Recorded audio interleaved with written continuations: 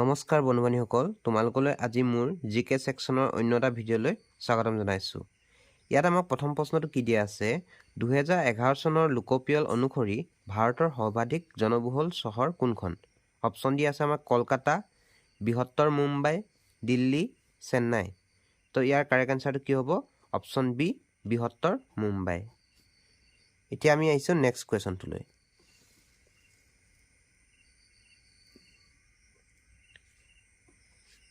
Next কুৱেশ্যনটো আমাক কি দিয়া আছে, তলৰ কোনবিধ ৰবি শস্য?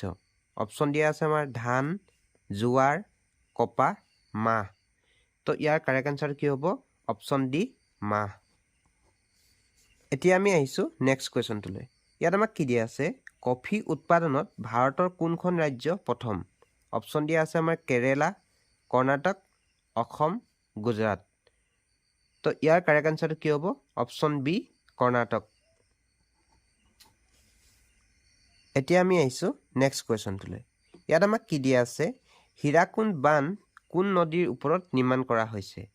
অপচন দিয়া আছে আমাৰ গোদাবৰী, কাবেৰী, মহানদী, নৰ্মদা। তো ইয়াৰ কাৰেক্ট আনসাৰটো কি হ'ব?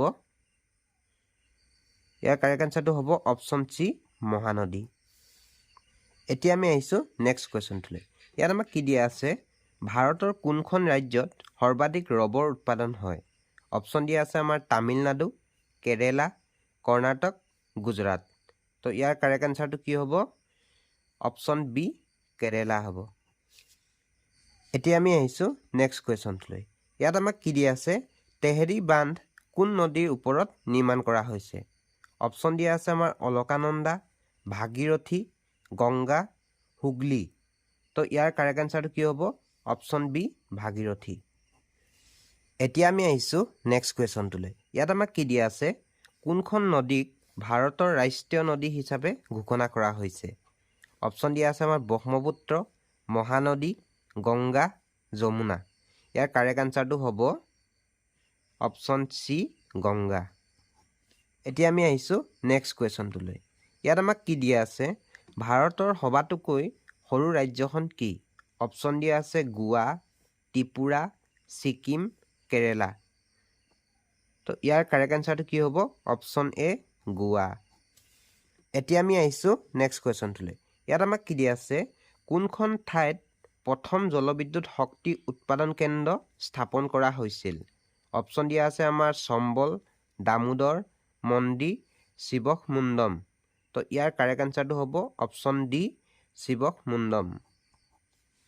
এতিয়া আমি আহিছো নেক্সট কুৱেশ্যনটোলৈ। ইয়াত আমাক কি দিয়া আছে, ভূমিকম্পৰ জোখৰ একক কি? অপচন দিয়া আছে আমাৰ metre, kilogram, litre, Richter scale. ইয়াৰ কাৰেক্ট আনসাৰটো কি হ'ব? ইয়াৰ কাৰেক্ট আনসাৰটো হ'ব অপচন ডি, ৰিক্টাৰ স্কেল। এতিয়া আমি আহিছো নেক্সট কুৱেশ্যনটোলৈ। ইয়াত আমাক কি দিয়া আছে, ভাৰতৰ প্ৰথমটো পাৰমাণৱিক শক্তি কেন্দ্ৰ ক'ত অৱস্থিত? অপচন দিয়া আছে আমাৰ জাতাইপুৰ, তাৰাপুৰ, কাইগা, কুণ্ডাকুলাম। তো ইয়াৰ কাৰেক্ট আনসাৰটো কি হ'ব? Option B, Tarapur. এতিয়া আহিছো আজি ভিডিঅ'ৰ শেষৰটো প্ৰশ্নলৈ। ইয়াত আমাক কি দিয়া আছে, কি এককৰ দ্বাৰা শব্দ প্ৰদূষণ জোখা হয়? অপচন দিয়া আছে নেনোমিটাৰ, হাৰ্টজ, ডেচিবেল, কেথম। তো ইয়াৰ কাৰেক্ট আনসাৰটো কি হ'ব? Option C, decibel. তো আজিলৈ ভিডিঅ'টো ইমানেই। যদি ভাল পালে তেনেহ'লে লাইক শ্বেয়াৰ কৰিবলৈ একেবাৰে নাপাহৰিব। ধন্যবাদ।